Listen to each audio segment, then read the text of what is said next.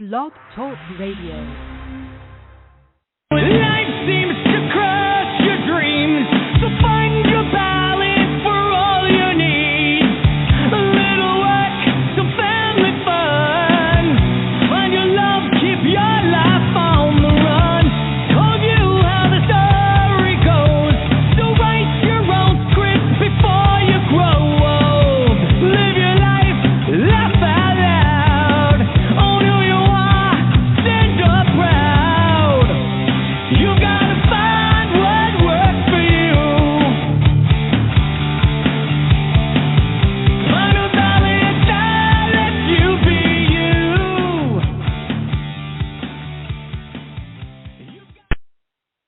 Good evening and welcome to the Star Chamber Show live podcast. And you are listening to episode number 358.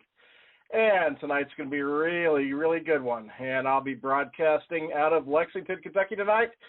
Joining me shortly out of Indiana will be the one, the only, the amazing Holly Philippi. And I think Holly just joined us. So, Holly, your mic is on. Are you there? Hoping and praying here. I am here. I am here. Yes, you have a connection. We have a connection. Fantastic. Well, that's Carol Preflattish brought us some good luck because she's back in the chat room. So we had some technical luck. I'll be Thanks right to, over I think, there. Carol. Yes, and Amy McCorkle is in early in the chat room, and looks like, of course, Okay. Metal Beck was in early. She was in like way. I had opened up the chat window a couple minutes early, and Metal Beck just zoomed And there right she in was. there. So there she was. So yeah, chat room is working good. Like I said, good to see Carol again in the chat room, and Amy McCorkle. Can you So, hear yeah. me good? You hear me good? Yeah, I hear you loud and clear on my end. I mean, so I'm in we'll see. Indiana, people. So I'm not. Yeah. I'm not with Stephen tonight. We're miles away from each other now. Yes, the cats are here loyally working as my assistants again tonight. But yeah, Holly unfortunately is not co-hosting from here. She's in Indiana, and tonight, interestingly enough, Holly, is going to be a tri-state show. Our guest is from Ohio. You're in Indiana, and I'm in Kentucky. So we technically have a tri-state show tonight. We have it covered. There you go. It should be fun. And, yeah, I mean, it's going to be a really good show. It's going to have, I'm not going to talk about our guest just yet, but I will say that our guest is a first-time Imaginarium panelist this year. So you get to meet our guest in person this summer, which I'm very excited about.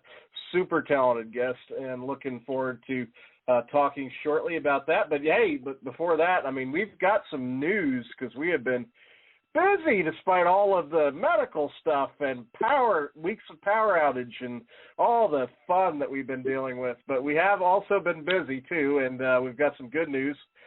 We had a couple new panelists come aboard for Imaginarium, and that was Linda Reese and J.C. Hartcarver, and both are outstanding authors. Linda is actually presenting a workshop too, and that's what I'm going to get to here in a second, because we added no less than 6 new panels and 4 new workshops today to Imaginarium's programming. And I'm going to go over and give you a rundown real quick because it's some cool stuff. I'll give you the titles and presenters of workshops and then the topics of the panels. But here's what Holly has confirmed. These went on the grid and these were put on the website. But we have Becoming a Published Author, a Roadmap to Rejection. The presenter is Rebecca Johnson. Then the Business of Publishing Overview, presenter Linda Reese. And read the description on that. I mean, this is going to be a thorough presentation. Oh, it's in depth. Yeah, we're talking in depth. And then Creating Realistic Characters by presenter Brian D. Anderson. I've talked about Brian before, but yeah, as an indie author, he sold over 500,000 books and got a 3-book deal with Tor, and just has loads of accolades and just loads of sales and knows his stuff. This is somebody you definitely want to meet and talk to. But he's giving a workshop on creating realistic characters. And then an Imaginarium favorite now, one that we definitely love. We love having her on the Star Chamber show too, but Barbara V. Evers is giving a workshop on the pitch, query letter, and synopsis. Oh my, that's the title. The pitch, query letter, and synopsis. Oh my. And so, yes, this is going to be a very useful one for those of you that are into doing pitches to agents and also publishers. But yeah, this will be a very valuable workshop for you to have, given by somebody that's extremely knowledgeable and the award-winning author of the best-selling fantasy series. Superb workshop to offer. I mean, any of these are pretty much reason alone to come to Imaginarium. Yeah. Steve, Barbara, I talked to her earlier. Well, I had some email correspondence with Barbara. She's actually going to be coming on the Star Chamber sometime in April to actually talk about her workshop. Fantastic. That's awesome. Yep. Yeah. Well, I'm glad to know that she'll be coming back because, we've got a good slate of guests for you the rest of this month. And, that means that means April, we're already going to have some great guests lined up for April. So there we go. And so there you heard it from Holly. That's a scoop for me, too. I had not heard that yet, so that's excellent. Excellent news. I know all kinds of things. Yes, you do. Yes, you do. I have a lot of things in the works. Yes, you do. Now we just got to get that fellow Pete Catania to stop messing around and get his guest format and get on board here because that's the one I'm waiting on. So Pete, if you're listening, it all depends on that new baby. He's got that new baby. It does. Yeah, it does. We'll give him slack on that. But if logistically he can pull it off, he better be in it. Copa Catania, man. And but new panels, we do have some great ones. Holly, this is neat. Anthology pros and cons. It's a thorough panel and discussion of anthologies, enhancing vocabulary and grammar. That's going to be a bit of a craft of writing type of topic, but talking about approaches to enhancing and growing your word choice and complexity of grammar and all that kind of fun stuff. So, definitely one that is valuable if you're interested in the craft of writing. Then we have Secrets of a Great Mystery, and with the kind of mystery authors we have coming, I guarantee you that panel is going to be loaded with advice and insights from top-selling mystery authors, and it's going to be a really good one. The Secrets of a Great Mystery. Then we have one called Slush Fest, and I believe that one is the one moderated by Barbara V. Evers, and it's going to be talking about how to get past the slush pile and techniques for getting your manuscript read, picked up and moved forward from those slush piles. So that's going to be a really good panel for those of you that are on publishing paths.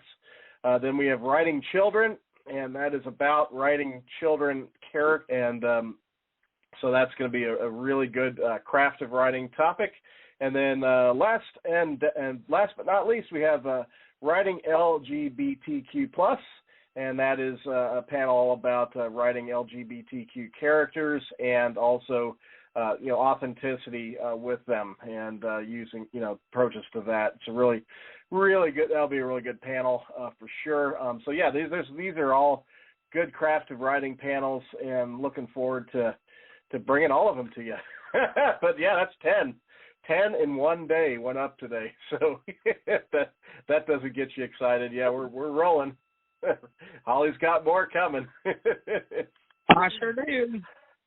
Well, since it goes up on the site tomorrow or next day, I'm going to go ahead and give one more because it's just too good. This is on the film side, but firearm tactics and safety on film sets. Not on the site yet, not announced, but it is going to be there. It's confirmed with Sylvia Wolf-Bush, and it's all about firearm tactics and safety on movie sets or how to unrust the industries, he says. This guy is amazing.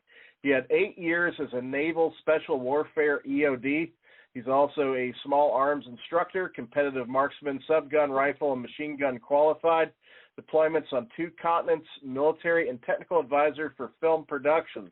That is the person that will be giving this workshop. So, yes, when we say that we have great presenters, we have great presenters. And that's going to be one heck of one because obviously, with some of the things that have happened on film sets, and I won't get into that, it's kind of depressing on some stories, but it's very, very important that firearm tactics and safety on movie sets are taken very, very seriously.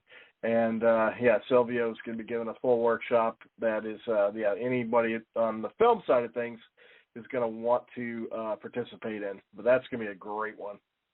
Yeah, too good. That one's going to be amazing. I think that one's going to be amazing, Holly. And timely. Yes, it is. Timely.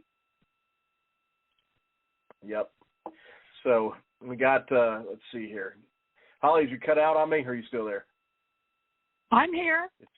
Okay. Yeah, I didn't know if you want to add any 2 cents on Silvio, just on his expertise. Oh, and I'm all, sitting here typing. I'm sorry. Yeah. I'm constantly working so on Imaginarium stuff. No, Silvio, he's been wanting to do this for a while now, and I was like, we got to get it in. Let's get this up there. But he was trying to think of a really good description and how how he was going to approach it with people. But since the whole Baldwin thing went down, this is a very hot topic, and the safety of weapons on film sets has to take priority. I mean, obviously, if you're an actor and you're going to shoot a firearm at somebody, prop or not, it's logical to think, wouldn't you check it first? And Baldwin did not.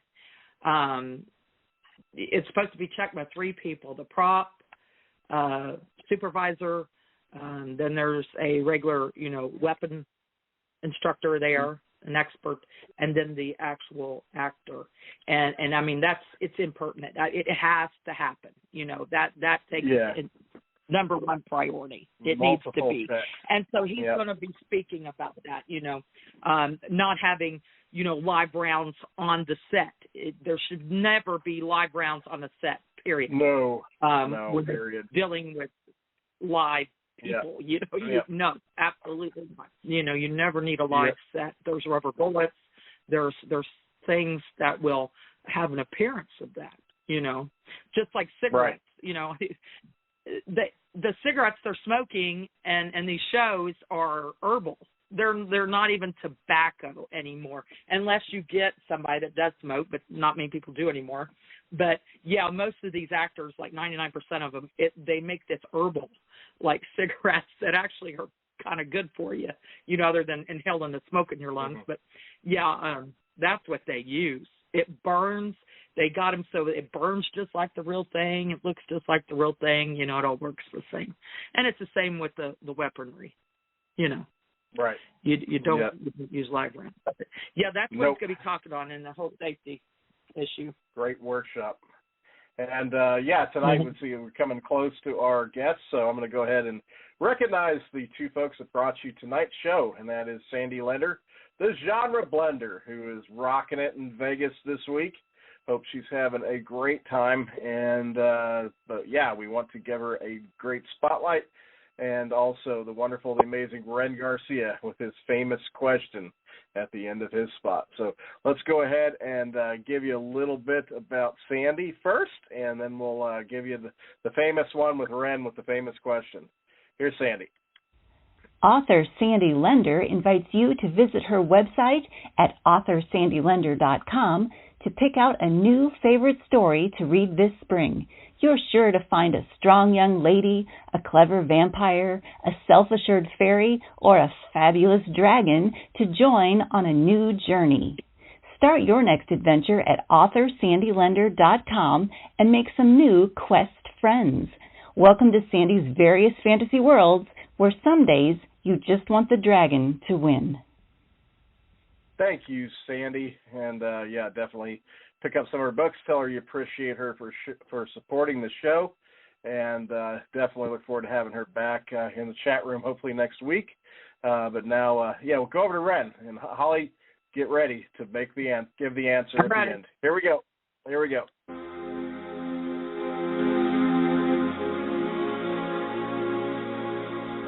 The League of Elder dares to be unusual. It's easy to be swept away in this bold and uninhibited landscape where fantastic heroes become old friends and sinister villains inhabit every dark corner. Dare to explore things best left alone. Each book is your lantern, lighting the path to a world never before seen. So what do you say? Are you weird enough for us?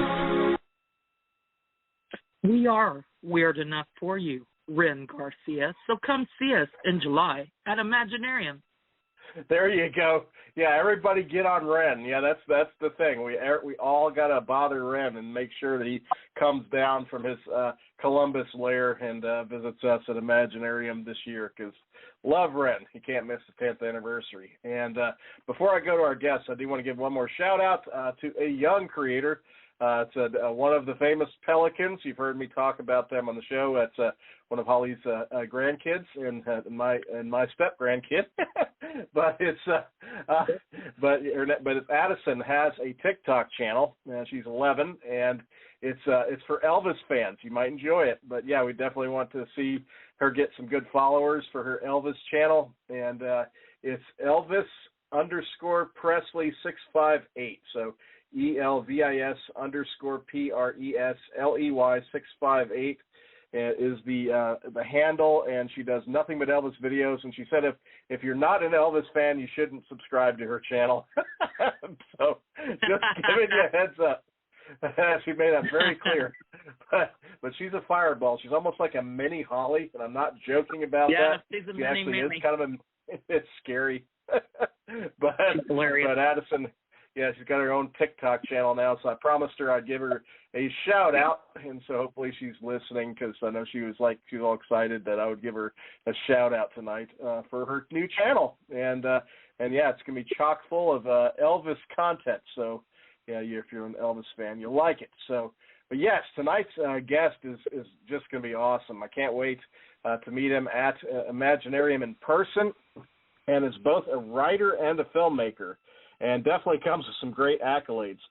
Critically acclaimed debut novel Sword and Sorcery Frostfire reached #1 on Amazon's bestseller list for epic fantasy, and it went on to become a Literary Titan Gold Book Award winner. And it's also gotten a lot of honor mentions and awards in addition, and the sequel to it is currently in the works. And he's also the director of many films, including the multi-award nominated film The Mayor Jones, which was inspired by Nobel Prize and Tony Award winner Eugene O'Neill's The Emperor Jones. And so tonight I am proud and excited and looking forward to welcoming onto the show for the very first time the one and only Ethan Avery. And Ethan, your mic should be on. Hopefully you're there. Hello, should be there. Can you hear me? There he is. There he is. Yes, got you loud and clear. So I told you you wouldn't miss your introduction. I appreciate it. Yeah, I told you wouldn't. There's no way to miss our introductions. We always give big ones. So,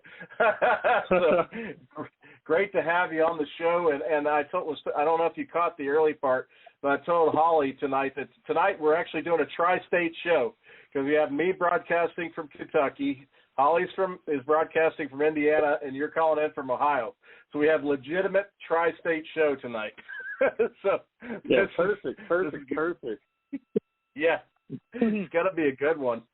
But well, I guess like I said, we can talk about everything that you're involved in, both the film side and the writing side. But definitely want to start because I know you're right in the middle of writing a sequel to your first novel. But tell us a little bit about your book, because it's definitely in my wheelhouse. I mean, because that's my roots is fantasy, epic fantasy. So I definitely want to hear you talk about that for sure. So I guess start off and tell us a little bit about your book and what it's about. Yeah, absolutely. So last year, spring, I released my debut novel, Sword and Sorcery Frostfire. So if you're a fan of sword fighting, of magic, of magical schools, things like that, then it'll definitely be, right up your wheelhouse. Essentially, the book follows 4 different teenagers, all from different cultures, all from different social and economic backgrounds. And while reading it, you basically get the chance to kind of read how growing up poor or growing up rich can, maybe affect somebody's struggles as they grow up essentially on a continent on the brink of war. It's filled with goblins, assassins, and much, much worse. So all 4 of our teenagers are searching for something that will change their lives, but what part of them are they willing to sacrifice along the way? So that's what you're going to have to read to find out. Nice. Well, you're going to have to help me because I'm still trying to convert Holly to become a fantasy literature fan. Still working on it, so maybe your book will help me in that. I love fantasy. I love the movies. I love, like the short stories, but it's the epic fantasies that are like, Bible thick and like Lord of the Rings. There's no way. That's not my stick. I love the gossip. Oh, we're going to convert you. But the whole walking and walking and walking and walking and more walking. Yeah, I just can't do it. My ADHD, I've got to have a lot going on. There are certain series that do get a lot of that, but others do not, and that's what we're going to do, Holly. We're going to convert you. So, but you mentioned, Ethan, that the characters are. Did I hear you right? They're teenagers. Is that correct? Yes, absolutely. The 4 protagonists in this book are all teenagers. Yep. So does this also, in addition to epic fantasy, does this also fall into the category of YA or no? Yeah. So it's definitely a YA book. It is, very topical. Being teenagers, they go through teenage problems as well, right? But, for you, I would say if you're new to fantasy, this is actually, at least I've been told, it's one of the easier books to come into fantasy-wise because there's a little bit, it's, aimed at, a younger audience, so it's got a little bit more action to it. It's not, as long as some fantasy books can definitely go with the world building and giving you, pages and pages of lore and centuries of history and all that. It's not so much, there's definitely lore, there's definitely world building in it, but it doesn't just kind of beat you over the head with like 20 pages right out the gate of like, memorizing an entire family tree. Right. See, now that's more of that's up my alley. That's the kind of fantasy I like to read, something that's fast. And I love YA. YA is like my favorite genre. I love it because it's, it goes faster. You could sit down when you want to relax and just, run through a book. You could sit and just run through it, and it's enjoyable and it's fun. And I like reading YA every now and then. Even as an adult, So all YA doesn't have to stick to, and I tell people that. I'm like, yeah, you can enjoy YA as an adult also, Absolutely. Very Absolutely. I know that I do personally as well. Yeah. Now, when the genesis of this book? What I guess where did the story start? What inspired it? What got the ball rolling as far as writing your first book? And could you, kind of with behind the scenes, what got you rolling on it? Sure. So I basically started writing it. Oh boy, probably in like 8th grade, maybe 9th grade.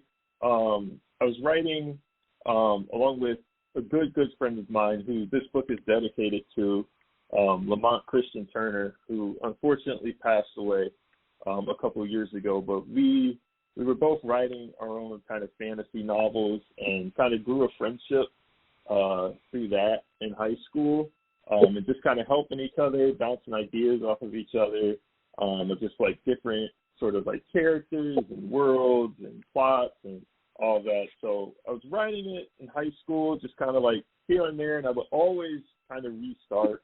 I would write, like 4 or 5 chapters, stop, and then go back and rewrite chapter 1 and then start again, and then write it like 4 or 5 chapters and then stop and then go back and rewrite chapter 1. And so I put it down for a while, and then COVID hit. I found a lot more time on my hands just being stuck at home. And so I said, this is the time to really go back and finish this project. And so about 2 years, COVID hit, 2020-ish, and then, April 2022, the book ended up coming out, and just sort of, the process. So I guess the long-term process was much, much longer, but the kind of short-term process was, more so like 2 years or so. Right. Yeah, it's a really interesting. I love the cover too. It's kind of, definitely features your 4 characters, and it's available. I see on as a Kindle Unlimited on the ebook side, and then also in hardcover as I see it. And it looks like you've got a kind of like an iconic thing going, because you've got on the Amazon page you have them labeled as character-wise. One is scholar, one is sorcerer, one is spiritualist, one is swordsman. Now, as a person that plays some Dungeons and Dragons, myself and Holly, you've definitely got some roles there. And so what made you choose these different kind of categories, for lack of a better word, for each of the characters to have that group together? Sure. Well, I guess first off, I'll say the beautiful cover was done by the love of my life, Sarah. She's an amazing artist, absolutely amazing. And I could go on and on. I spend 15 hours talking about her alone. So, yes, thank you to her for this absolutely amazing cover. As far as the characters themselves, kind of coming up with titles, I'm definitely a D&D player myself. I'm currently on hiatus from D&D because I have a lot of work that I'm having to do in terms of writing the sequel book, and then also in terms of working on film projects. But for me, I just kind of wanted all the characters to feel distinct from each other, and to feel like they all have something that they bring to the table that others don't. Which I feel like is a very big part of D&D is, you build, your party, and, you might have a warrior who's strong, you might have, a wizard with intelligence, or like a rogue with dexterity, or whatever it might be, but they kind of all have their own sort of roles that they're great at, and then maybe they have some weaknesses as well, but, it's kind of working together that, you're able to overcome those weaknesses as a group. So that's kind of what went into that kind of thought process. Yeah, I was wondering about that, because I had seen you mention playing D&D in your biography, and I thought, because when I saw, it's almost like you have a party of characters here, and I thought that might have derived a little bit from your gaming background. So that's cool. So we'll have to play one day together. Get you down here with Holly and myself. Oh yeah, absolutely, absolutely. I love gaming, but it's this just came out last year. I mean, it's not even been a full year yet, because it was released on April 22nd of 2022. So this is not even a year old. So that's getting some real good traction too. Because I mean, you had a Publishers Weekly review, Kirkus review. I mean, you had a lot of great blurbs from folks. That's not something that often happens with debut authors and indie authors. So tell us a little bit about how it felt to start getting some of those rather prominent blurbs and reviews coming back, because that's definitely got to help. Yeah, it definitely has. I must say I was really nervous, especially with the Kirkus review. I kind of had to dates marked in my calendar of Kirkus review is going to be coming around this time. And I was really nervous because I know that they tend to be, I won't say negative, but a little bit spicy with their reviews. They can definitely say some not so lovely things sometimes. Right. So I was a bit nervous about that one coming in, but they absolutely love the book, which has been great for me. It's been a really big help, especially, I would probably say Kirkus specifically has been a great help for libraries. Going in, and a lot of librarians who come and talk to me. I've done some library events, doing both author talks as well as book signings and stuff at some libraries. And one of the things the libraries always say to me is they really trust Kirkus because they know that Kirkus will be honest, and when Kirkus doesn't like a book, they'll tell everybody about that. So they know that they're getting a really honest review from a reputable source, and so Kirkus has been great for me in that respect. And it is nice as an author, just kind of, you know, hearing that people pick up, especially on like the smaller and little things in the book that are kind of easy to miss.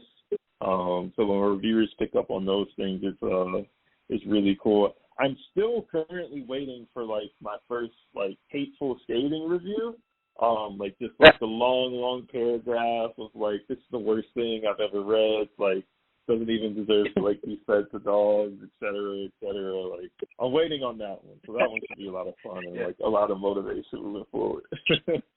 Well, the good news is when you get one of those, you've made it. I was going to say, you've made it. Take it to heart. That's it. We tell people have a laugh. You know, take it as constructive criticism, but have a laugh and, you know, don't take it personally because you can't please everybody. You know, eventually there will be, you know, some naysayer come along. And sometimes it's not even your fault. It might be Amazon's fault or somebody, but they're going to nail you for it. You know, it's all your fault. And so, well, I'll tell you always take it with a grain of salt.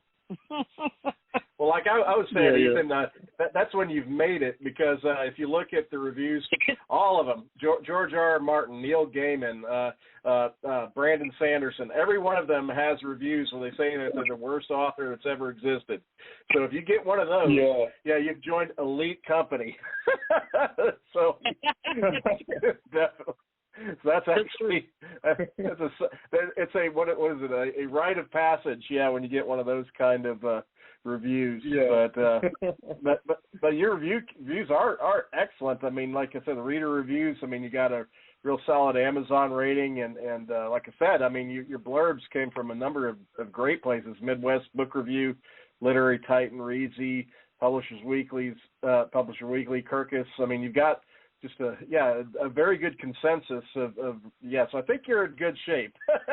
You've got a lot of independent sources that are weighing in, both readers and reviewers, and really liking it. So I think that bodes well for your series. Which, how big is it going to be? What's your plan for this series? Do you know yet, or do you have a definite plan, or is it kind of going to grow as it goes?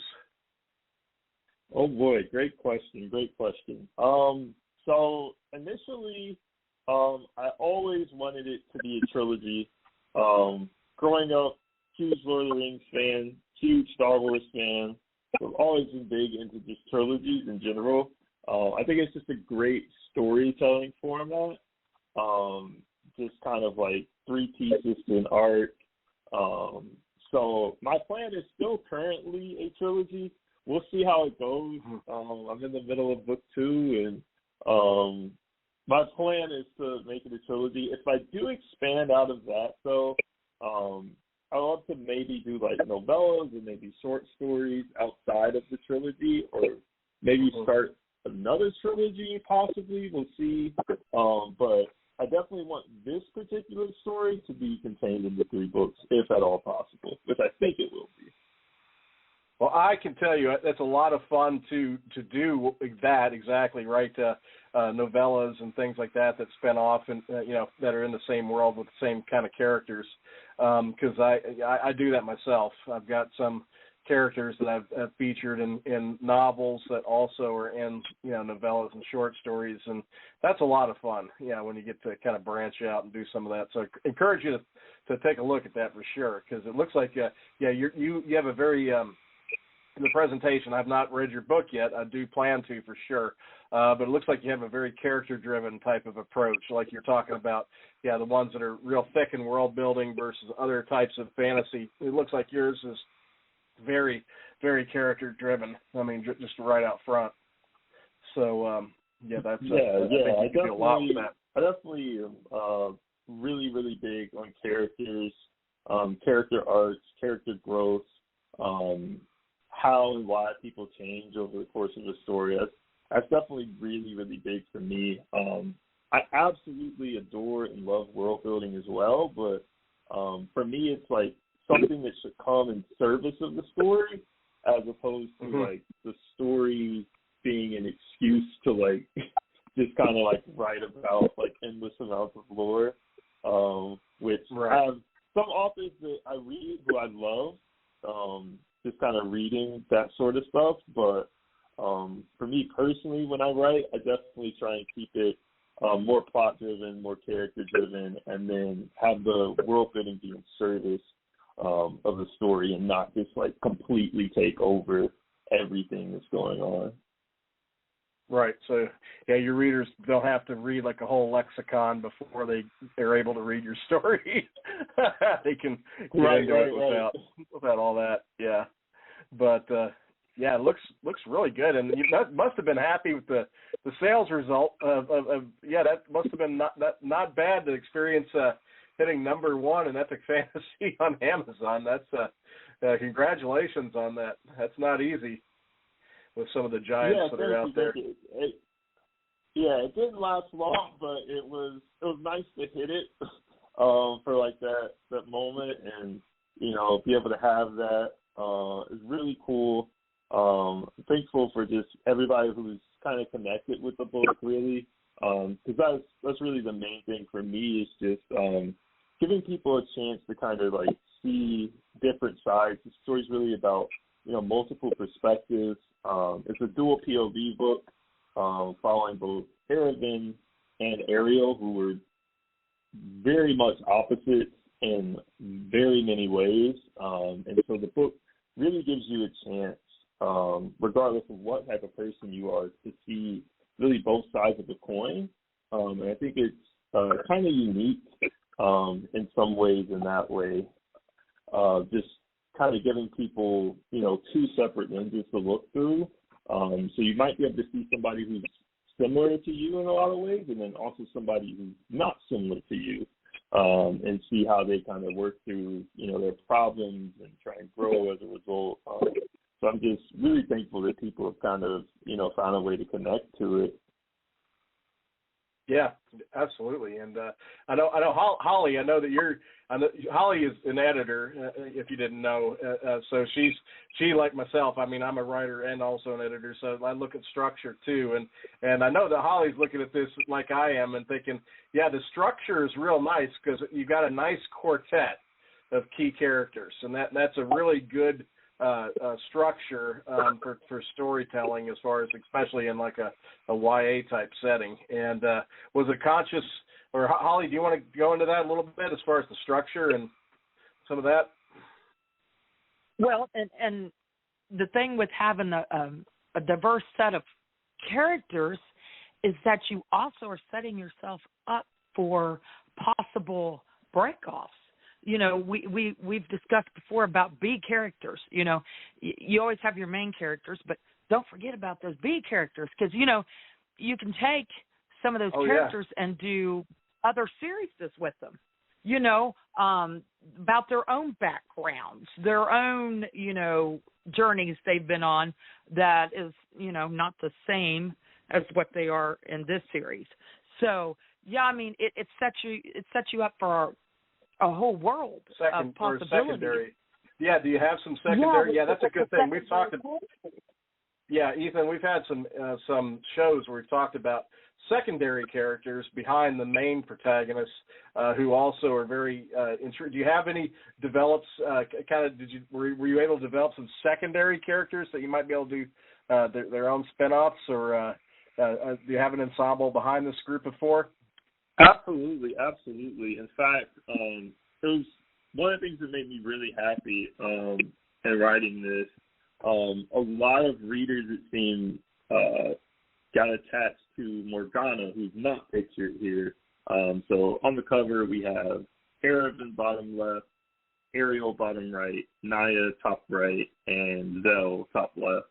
And so Morgana is a 5th teenager who would be the kind of next side character of importance in this story. And a lot of readers really latched onto her and kind of her character arc and the things that she went through. And that was really cool for me, just kind of seeing, like, you know, people not just like, you know, reading and being like, oh yeah, like the protagonist is cool, but, you know, really connecting and really just like loving the story of like a side character as well was just like super cool as a writer, because when, you know, you're writing these characters, like you want every single character you write to be like the main character, and you get like 1,000 pages, you know, all devoted to them. But, you know, when it comes to actually making a book, you know, you have to cut out a lot of the stuff, especially for your side characters, so they don't get really as much, you know, essentially screen time, you know, or pages to, you know, essentially be in the spotlight. But, you know, it always feels really good as a writer to be like, did I get this one right? Because I didn't have as much time as I wish I did. And, you know, to kind of see readers connect with it is just really awesome. Yeah, absolutely. And yeah, it looks. I was curious about, you know, some of the next tier of characters that you had in your series. But what populates your world? Because I did notice, I mean, in the artwork, that a couple of your characters have distinctly pointed ears. So, I mean, do you have like, and you mentioned goblins. So, I mean, are these elves, or are you, what type of different, what do you populate your world with? Give us an idea on the world it's set in. Yeah, absolutely. So I would say it's kind of like a high-ish fantasy type of a world. So we have humans, we have elves, we have half-elves, we have dwarves, like you said, goblins. There's a lot of surprises in terms of like characters and races and species and things like that. Cool. I'm really just like kind of like diversifying, making it feel, you know, very real in terms of like every kind of species and tribe and, you know, country having, you know, things that really make them distinct and kind of different from, you know, other countries and things like that. So, yeah, that in addition to just like just different like occupations and different like roles and different groups that are together. We have pirates in here, so there's a lot of stuff going on. Cool. All right. And you just sold a book to Holly because she's an elf fanatic, and she plays elves in D&D, so that's an easy one to get her excited about. I do love the pointy-ear one.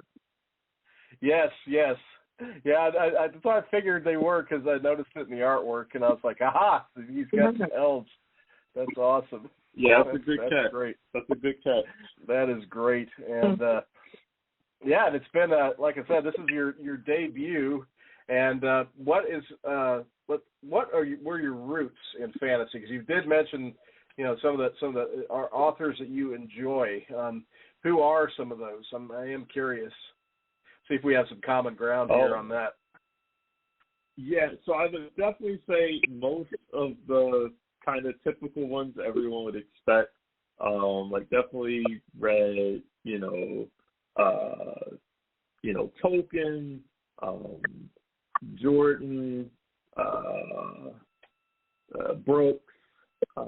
You said Sanderson, but Sanderson as well. I know he's more contemporary, but different things like that. And then also just like one thing for me, especially growing up, I just used to kind of like grab random books like off the shelves as a kid. Like if it had a dragon, I was just gonna read it. Like if you had a dragon on like the front cover, I was just like 100% gonna pick it up and read it. Like I didn't even like look at the author or anything. I'm just like, oh, there's a dragon in this? Cool. Like we're reading this. Or like there's like magic on the front? Yep, we're reading this. So I just like read so many different kind of like random things. As far as like non-well-known fantasy, probably one of my favorites would be Michelle Knudsen's Trillion trilogy, which is kind of like middle grade, kind of like getting into YA a little bit, sort of like on that border between like middle grade and YA, and I really, really enjoyed that one. I thought that was like a really well done kind of like fantasy series. Nice. Yeah, it sounds like you and I do have some common ground for sure. And as far as Terry Brooks, you'll get to hang out with him this summer at the convention. So that'll be pretty cool. That'll be cool. For sure. And when do you anticipate book 2? When is it projected to be done, published, or do you have a projection on that yet? Fantastic question that I do not have the answer for. Yeah. That's okay. I understand. I'm currently hoping for next year. We'll see. Very good. So quicker than George R.R. Martin. Quicker than George R.R. Martin. Yes. Yes. Go, Holly. Oh, I was going to say, since you have the film background, which we'll get into, do you have any aspirations to actually make this into a series, try to pitch it to a network, do a sizzle reel or anything? Do you plan on doing that with this series? I would absolutely love to.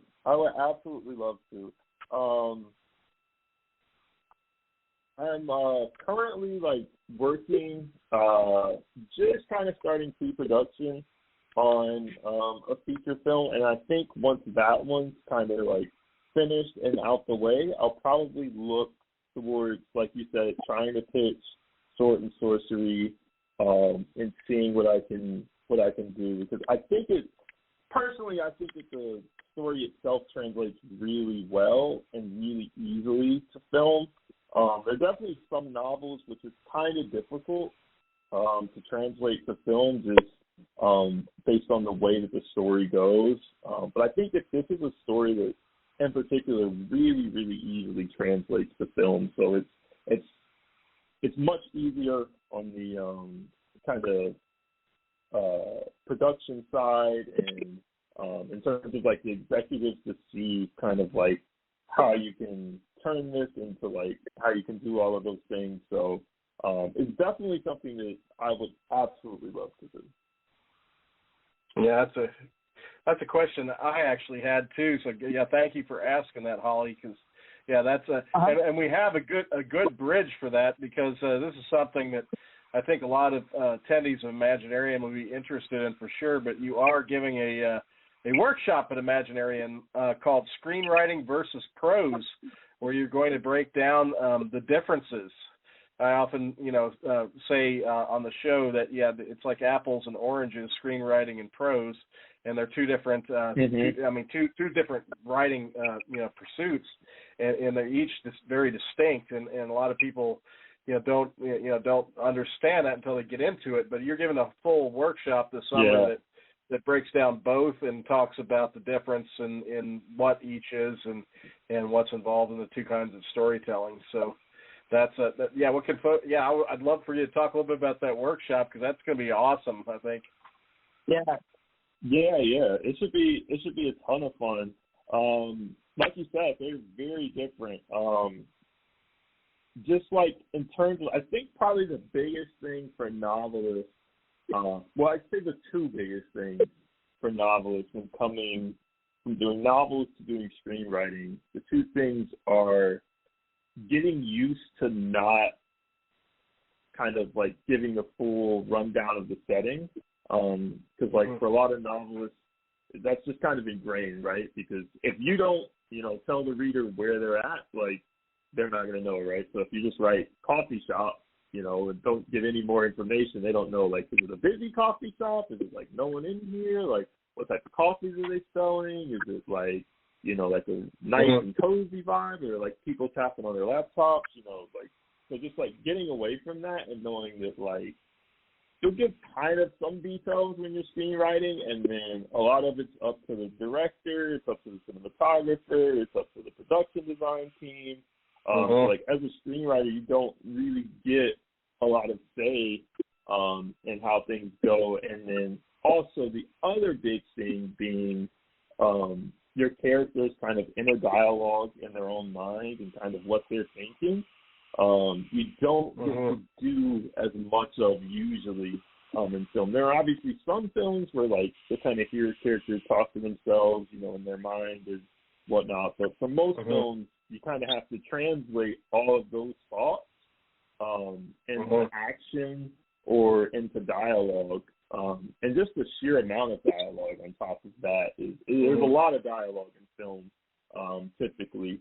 And so if you're a novelist who really likes writing dialogue, like dialogue's really a, you know, big part of how you write novels, then the transition's easier. But if you're somebody who goes, you know, 4, 5, 6 pages where there's like one line of dialogue, it'll probably be much harder at first to transition into screenwriting.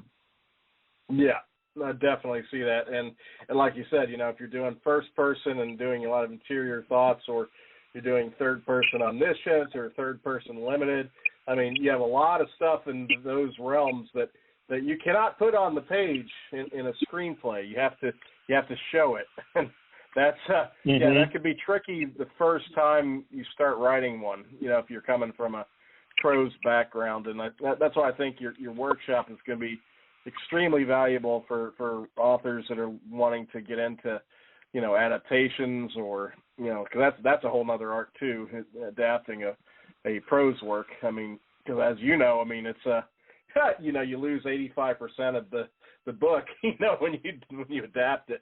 Yeah. That's distraction. Yeah, but it's but yeah, that's going to be a invaluable workshop, and I think a very what I call a meaty workshop as far as like craft, when, you know, you're getting into the two worlds, and that's going to be fun, and I'm looking forward to it.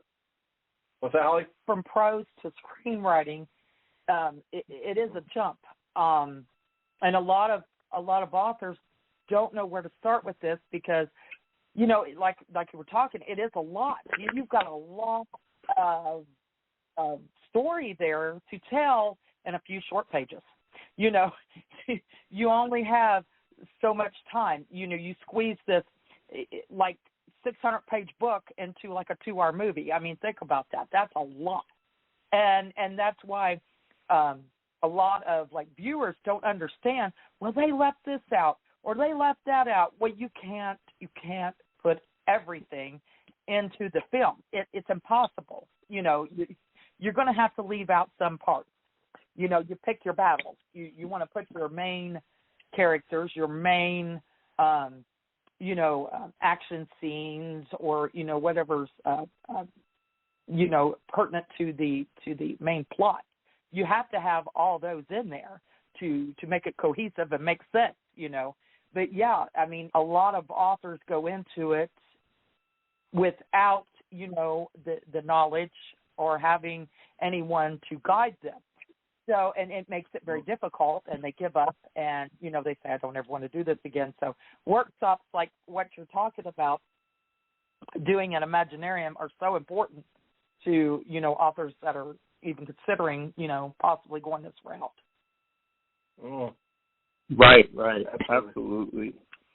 Convincing your story can be tough, especially when, like, you as a writer and as an author love, you know, like all your side characters, and like the small scenes are like, you know, really cute, or like, you know, something that's just like really cool, or like adds like some nice history or something, and like you're attached to it. But then it's like, okay, if we have to condense this, does this really have to be here? You know, and so that can be, you know, a hard conversation to have, you know, just like with yourself, and like trying to transition, those sort of things, like you said, because like you said, like everything can't make it. It's just, you know, not possible. Right. Some of the best like advice I've gotten are things like, try and tell your story, like your whole novel, in one sentence, right? And then just like condensing it that much, and then it's like, okay, let's go from one sentence to like one paragraph or like one page now, you know, like you start expanding it, and then you can kind of see yourself, okay, well, my story's a page long, and all of these other things really aren't like part of the main plot and the main story of what's really important within like this story, and then it's like, but if it's 600 pages long, then of course we can include this, you know. So it's a very different medium, but obviously it has its, you know, similarities and crossovers as well. Mm-hmm. Oh yeah, and I think one of the things that strikes a lot of authors when they get handed like a screenplay to read that's from a successful film, a top film, you know, something they're familiar with, what will always strike them right away is how much white space there is on the page. And about, you know, usually, you know, when you look at a book, obviously it's filled with text, but there's a real paucity of text on a screenplay page. It's really, you know, there's the less text, the better is, you know, in general. I mean, it's kind of the rule, but it's, but yeah, it's definitely that strikes a lot of people. It's a bit of a shock, you know, when they read a top screenplay and just see how little text there actually is on the page, you know, versus obviously the world they're used to in prose. But that's something that I've noticed. Absolutely. Yeah. But it's something. But it's that's gonna be awesome. And yeah, and bridging over into the film work, I would like. I know you can't always talk about projects in development right now, but what can you share with us about the new feature film? Yeah, so the new feature, which we'll be shooting sometime this summer. Dates are still a little bit in flux, but the main kind of plot of the story is it's going to follow a young college basketball star who's really stuck in a situation because he's in a sports crazy town. They love their college team, all of that. But there's also a lot of kind of unrest, you know, civil-wise and socially within the community.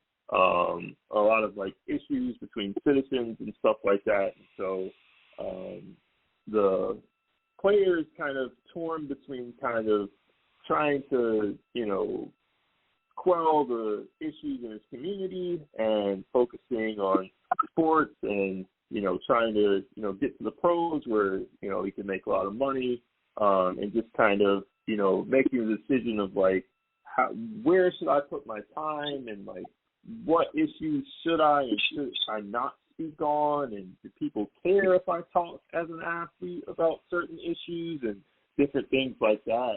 And so that's kind of the main focus of the film, and then also just kind of looking, especially in America, at how much impact young famous people have in our society. Just in terms of like, you can over, you know, in literally a day or a year, you know, go from just kind of being a nobody to being, you know, front page news, whether that's being an athlete or a singer or a social media star or something.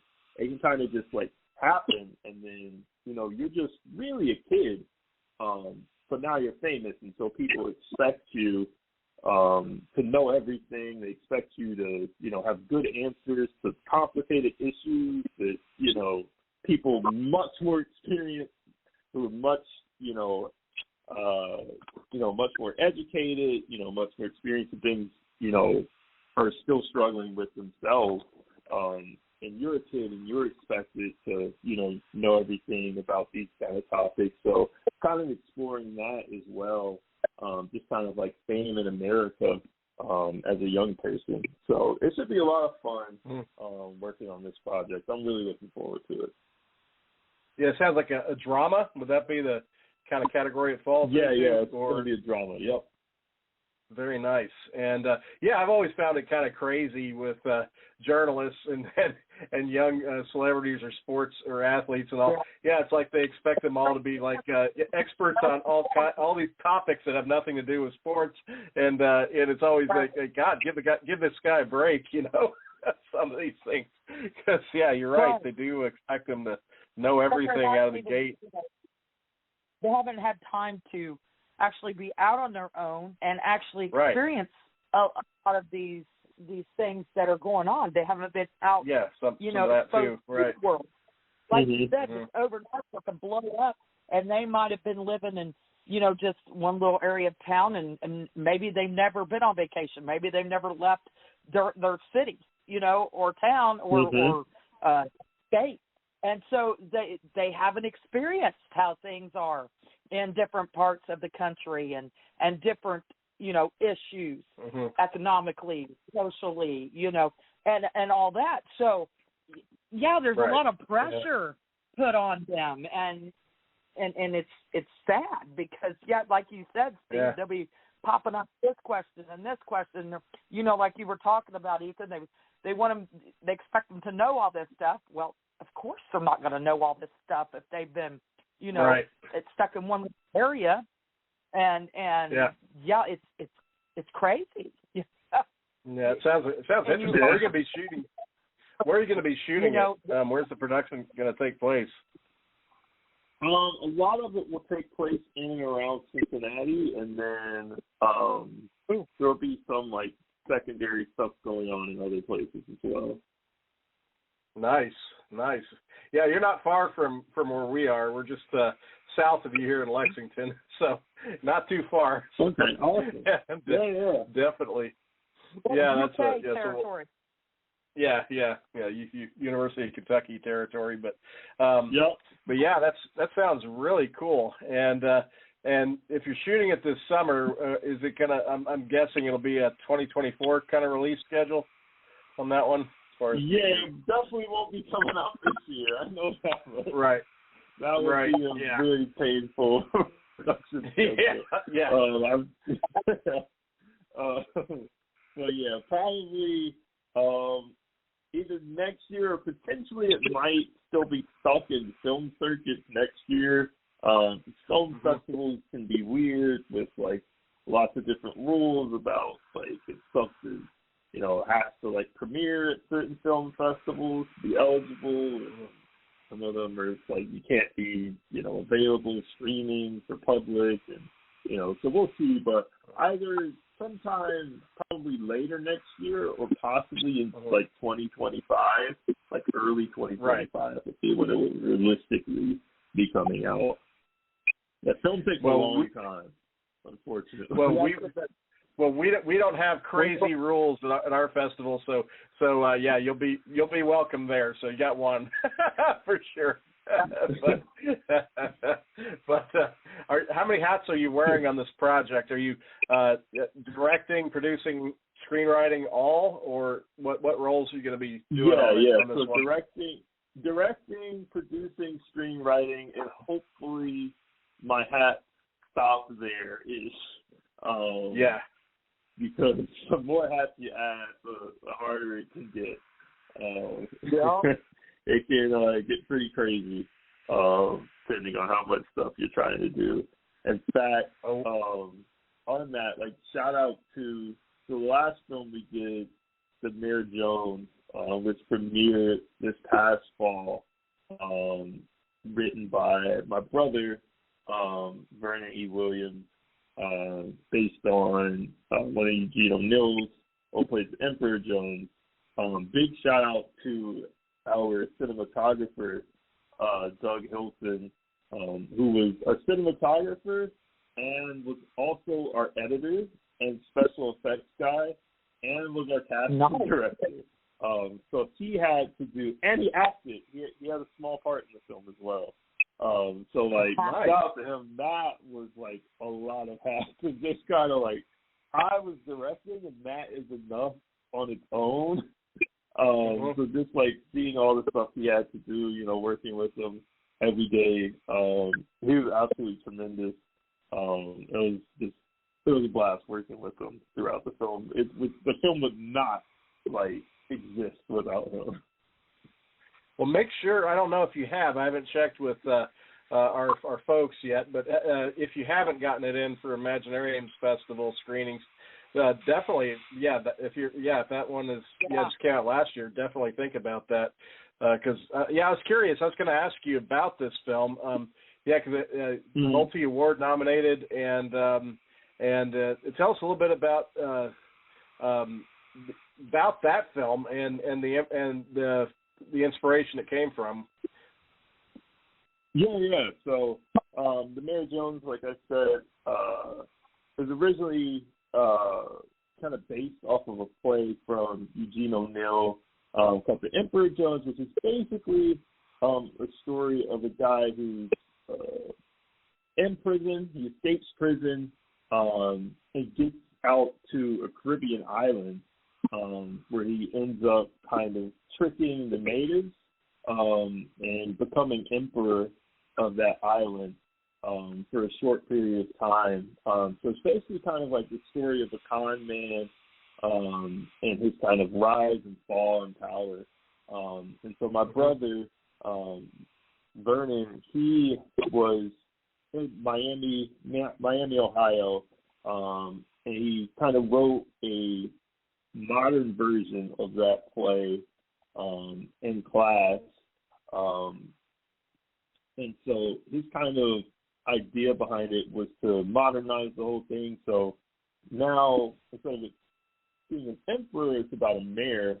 And so it kind of goes about the kind of struggles you get as a mayor. You know, a lot of people, you know, pushing you for power. You know, this party, you know, the party that puts you in power, you know, they want you to do certain things. And then it's the other party who wants you to, you know, cooperate with them on certain things. And, you know, it becomes this huge sort of, you know, lots of people in your ear and all of that. And so the story kind of essentially revolves around the plot of a new prison's coming up in town. And so it will, you know, bring a lot of economics into the city to kind of push for this prison. But at the same time, you know, it's going to be, you know, the argument of, you know, endangering, you know, more citizens or, you know, putting more citizens in jail. And, you know, a lot, you know, this side has this to say about it and that side has that to say about it. And then, you know, close friends have this to say to you and family have this to say. So it's, you know, really just kind of like a lot of people in your ear being a mayor of a town and just like having to deal with all that, take in everybody's perspectives. And, you know, it becomes much harder, you know, to decide, you know, what's right, you know, when you hear, you know, a persuasive argument from this side and then one from this side and then, you know, these people say this and that. And so it's just, it goes round and about and all of that type of stuff. So that's kind of, you know, what the film centers on is kind of a mayor just making hard decisions, you know, and all that comes with it. Yeah, that sounds really, really interesting, and that's cool. That it's a bit of a family project there. Yeah, that you got to work with your brother on. That's awesome. And, said he was cinematographer on that. So he was the writer and producer. So he wrote the play, and then he wrote the play, and then he also ended up switching it over and making the screenplay of it so we could, you know, make the film. And then he produced it as well, you know, securing funds and doing all of that stuff. And then since it was kind of like a smaller indie project, ended up doing, you know, other random things along the way as well. So yeah, it really just kind of like sparked out of his, you know, creativity and idea, and, you know, he's kind of brought, you know, people wanting to ride, and so it was a lot of fun. It was a lot of fun. That's awesome. Yeah, well, we know all about. Yeah, we've worn about every hat. I mean, Holly could tell you she's even cooked and catered for a film production, so she's literally about worn every hat herself. And we have we've done right, Holly. Done it all. Yeah, we know. Mercy. Yeah, about everything you could imagine, except for like special effects. I don't do that, or, you know, special effects makeup or anything like that. Had a hand in. Yeah, just about. Yeah, we know how it goes. Yeah, and I think it's cool too. I noticed. Oh, go ahead, Holly. I thought TV film, you wear a lot. Yeah, you do. And but I do find it interesting though, listening to you talk about your films. It's like genre-wise, you have your prose writing is different in genre from the filmmaking storytelling. I know that. Yeah, you've got those two different genres entirely. So that's cool from a creative standpoint. Yeah, I think that's pretty awesome. Yeah, it's fun. It gives me a bit of a break to kind of switch it up, but also hopefully I will be able to start doing fantasy films soon. I absolutely want to. Would love to, but fantasy films are very, very expensive, unfortunately. Oh yeah. So, so hopefully, as time goes on, I will be able to, do those as well. I would really, really love to. It's kind of like, yeah. Well, I tell you what, when you are at Imaginarium, you need to meet and talk with Demetrius Witherspoon. He's developed Submerged Universe. So we're talking, full science fiction universe, and he's done it completely independently. And believe me, if he, anyone that's going to know tactics on how to get the most out of a small budget or make something happen on a lower resource level, he'll know how to do it well. And because he's doing great, he just got a project, I guess, with Disney, Holly. Yes, with Disney, and and so. I mean, he's been on this for years, and the man he has just hammered down. I mean, he's even got lunch boxes of these characters. I mean, he's a master promoter. He's got bobbleheads, the pop. What are they called? The pop. Yeah, you know what I'm talking about. The little headed. What are those called? It's like I'm drawing a blank. Anyway, I know what you're talking about. Yeah, he's got those. I mean, he's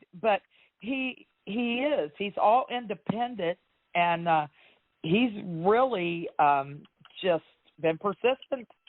He's never gave up. He's never quit, and he just stays with it. And he's such a cool guy, and he loves to mentor and sit down and talk. So, he's definitely one to chat with. Mm-hmm. Yeah. I definitely will. Yeah. Yeah, he can definitely help when it comes to that. Yeah, Submerged Universe. That's his whole world, and it's crazy the amount of merchandise that he's developed for it. But he's got short films, he's got animated stuff, he's got comic books, he's got novels. I mean, he's done it all underneath that banner, and but he'd be a good one for you to talk to as far as going into doing fantasy film work and doing it on a budget. Because he will know. He'll know how to get around a lot of hurdles. He's really good. He's not far away. He's based out of Indianapolis, so he's not too far away. Okay. But we love him. Yeah, we've had him on the show several times, and he's been coming for years. But that just hit me that would be a definite one for you to talk to as far as somebody that would be able to help with you as far as doing fantasy filmmaking. Yeah, he would definitely have some good tactics. But because that's cool, and so we got the films, we got the books, and what else is on the table for you this year as far as live events or anything else as far as that goes? What's on your plate? That's a great question. I am still currently kind of figuring out some of the stuff for like later year. I will be doing a book anniversary for Sword and Sorcery Frostfire. That will be in the Cleveland area. So that'll be at one of the Cleveland libraries on April 22nd, 2023 it is now. So at a Cleveland library. That one's locked in. I have another library visit at a Columbus library in the summertime. Obviously coming to Imaginarium this summer. And then a couple other things, and I'm terrible at keeping track of my schedule. But those three pop up to my mind immediately, for sure. Nice. And that's cool. You get to do an actual anniversary event to celebrate the book launch. That's awesome. And library events are fun. I've enjoyed ones I've done. That's a very cool thing to do. And so you've got that coming up. And let's see, Holly, what you I know I've asked a bunch of questions tonight, so I'll make sure you get a few in if you wanted to cover some stuff. Well, I'd just like to know, Ethan, spurred you to actually make the jump from doing just film into writing prose, actually writing stories. What inspired that jump? Yeah. So I would say that I've just always loved writing stories for a really long time. And so, like, my dad was really, really, really big, like, as far as a movie geek, whether it was, like, the newest blockbuster coming out or if it was, like, an old, like, black and white movie. He's just, like, always, like, sharing, like, new films that were, like, really good with me. So, like, I've loved films. I wanted to do films forever. But then also just, like, reading a lot as a kid. Like, I wanted to write as well. And so for me, it was just kind of, like, not knowing really what to do with that. Just knowing that, like, I wanted to, like, make and create and write stories and stuff. So, like, in high school, like I shared earlier a bit, I did a lot of, like, writing, but the story that would eventually become Sword and Sorcery Crossfire. A lot of writing that and stopping and quitting and writing it and stopping and quitting, and just, like, not really knowing how to write a novel, like, understanding a little bit of, like, how to write a page or two or a chapter or two, but not understanding really how to write a novel until I was older. And so once I kind of, like, got that foundation, it was kind of just, like, hit the ground running and go. Mm-hmm. And what was your thinking? Go ahead, Holly. No, go ahead, Holly. Oh, I was going to ask you, what was your most, I'm trying to figure out how to word it. What has been the most challenging for you to do that screenwriting to novel writing? What was the most challenging for you to get over, work through? Ooh, that's a good question. Most challenging thing. Oh boy. Probably the opposite of what would be a people's issue going from novels to screenwriting. So I really, really like writing dialogue a lot. I also got a lot of this in college. So I originally went to college as an animator, actually. This is going way back. But I went as an animator originally, ended up not doing that because you just have to draw way too many pictures. You have to draw a lot of pictures to be an animator. And so I ended up not doing that. It ended up going into theater. And really in theater, I just got, like, a serious love for simple stories, in terms of just, like, two people in a room, sort of, and just, like, two people in a room, dialogue, make it interesting somehow, go. There's a lot of that you learn in theater, just kind of learning how to structure out scenes with very minimal amounts of things. You know, you don't have, like, you know, exploding cars or gunfights or car chases or things like that. It's very minimalistic and still making it interesting. So for me, I developed a huge love for just dialogue, like two people talking in a very interesting way. And so going from that into novel writing, I had to kind of adjust and make sure that I didn't just, you know, have a whole page of just, like, two people talking, and making sure that I'm including things like the setting and, their actions and their thoughts to themselves, and all of those things, like bringing that in along as well. And so I think that once I got those things into my writing as well, it definitely helped me a lot as a novelist. And then it happened, Holly. He got so into it that he spent 6 pages describing a tree, and he was like, "Aha, it's epic fantasy." But no, I know what you mean. And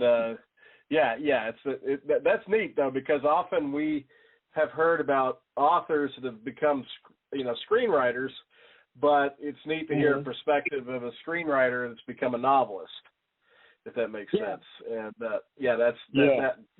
that was first, and then the other one was second. That's cool.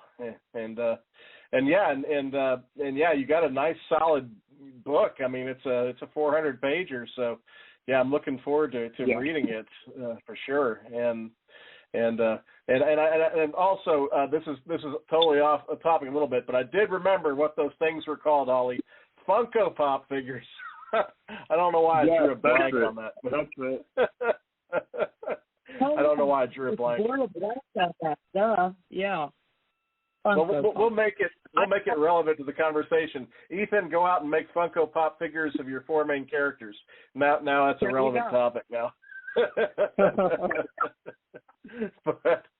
That's great to hear. From somebody that's come from a screenwriting roots to novel writing. And the perspective there, because that's kind of what I thought it would be. What would be the challenge is putting in all those kind of interior thoughts and setting elements and having to do a lot of description type stuff that you leave out of screenplays. That can't be easy. So congrats, kudos to you on learning that craft and that progression. That's awesome. Because that's got to be equally as challenging as going the other direction. I can't ever remember, and we to a lot of people, and I can't offhand remember anybody that has actually talked to us about going from starting out with a really, great background of screenwriting and directing and filmmaking that's actually jumped then to book writing, because usually, like Steve said, it is the total reversal. You have, a lot of authors that jump and make their series into screenplays, but you're the reversal of that. So that's a whole other game plan there, and kudos to you, because that seems like it'd be even more difficult, So that's amazing what you've accomplished, especially in your first book. I mean, you hit the #1 on Amazon, and then you got the Kirkus review and everything, the positive Kirkus review, which is coveted, But so kudos. Yeah, in other words, you did it well. Really just comes from listening and just taking advice from people. I would just say that's the #1 thing. It's just, listening to everybody, hearing, different perspectives, because, everybody has something that they can share that can help you.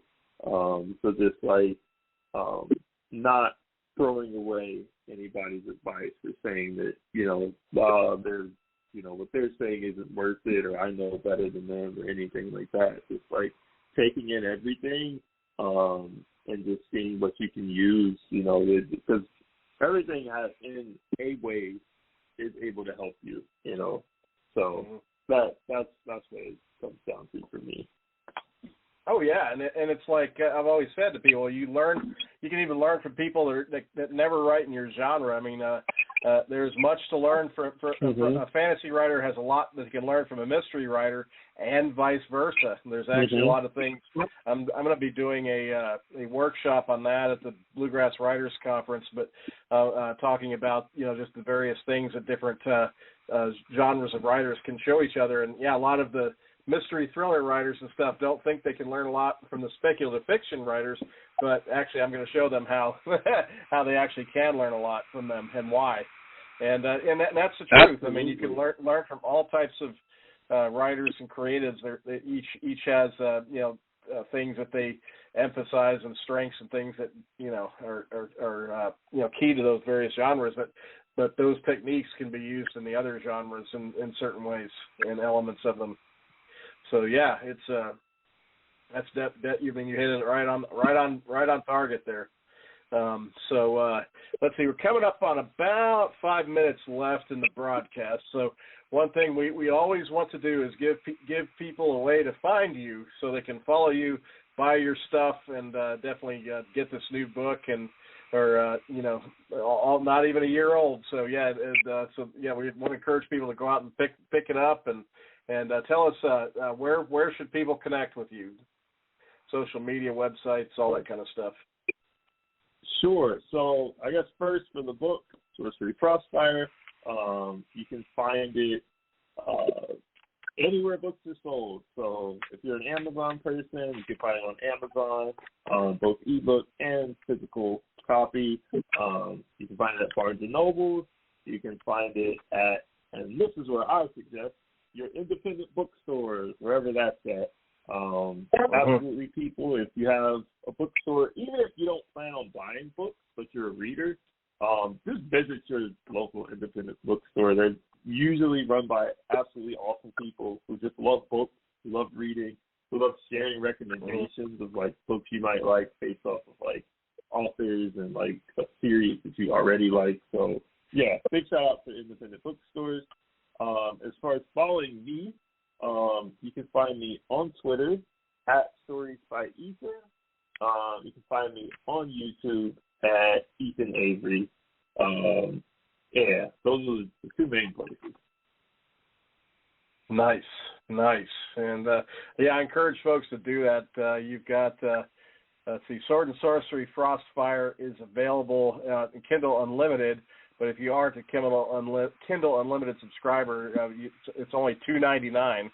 And then you also have a hardcover edition, which is probably the version I will be getting because I want to get that nice cover. It's a print edition, so I want to get that. So and hopefully remember to bring it with me to Imaginarium to get you to autograph it for sure. But some good stuff here. Yeah, definitely.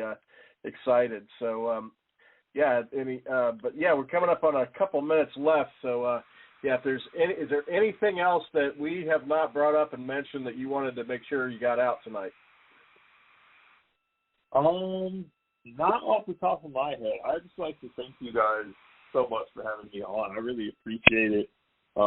Like you said, I'll be at Imaginarium, so anybody wants to come and bring a copy, I'd be more than happy to sign it for them, for anybody bringing copies to Imaginarium as well. Yeah, absolutely. Thank you for, and this will hopefully be, like I said, the first of many visits with us. We love to have people back on the show and follow their path. So definitely thank you for joining us tonight, Ethan, and we'll have you back again, and looking forward to meeting you this summer. But yeah, Holly, do you want to do the honors of closing it up with Ethan and wrapping her up? Yes, I can. Thank you, Ethan, for joining us. And yes, we definitely want to hear you, tell us about the film project and all that when that gets going, and let us know how that, is next year. And we will see you at Imaginarium. But thank you for coming on the show and sharing your story with us. And, join us, listeners, next Wednesday at 9 p.m. Eastern for another great guest, another great convo. Stay creative. Good night.